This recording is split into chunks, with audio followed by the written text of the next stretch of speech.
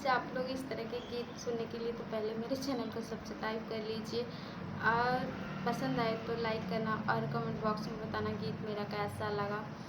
तो चलिए सुनिए गारी गीत है। उड़दी में लागल दहिया अहि रे दैया, उड़दी में लागल दहिया अहि रे दैया। दुल्हे पूछे अपने बहिन से, दुल्हे पूछ अपने बहिन से, बहन मिलने के दिन कहिया अहि रे दैया, बहन मिलने के दिन कहिया अहि रे दैया। मिलने के दिन भैया सुख शनिचर, मिलने के दिन भैया सुख शनिचर, सोने के दिन भी भैया अहि रे दैया, सोने के दिन भी भैया अहि रे दैया। उड़दी में लागल दहिया अहि रे दैया, उड़दी में लागल दहिया अहि रे दैया।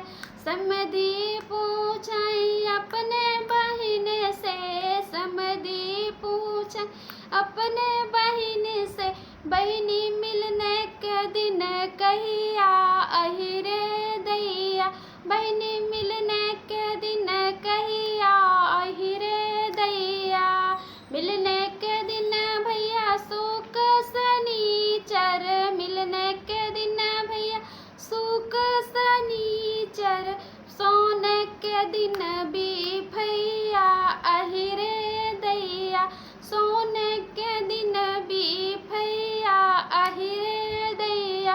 परती वही पूछे अपने बहिन से, बरती वही पूछे अपने बहिन से, बहनी मिलने के दिन कहिया अहि रे दैया, बहनी मिलने के दिन कहिया अहि रे दैया।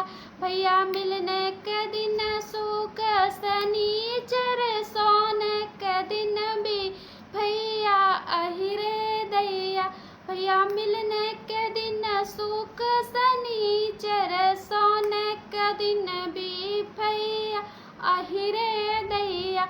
उड़दी में लागल दहिया अहि रे दैया, उड़दी में लागल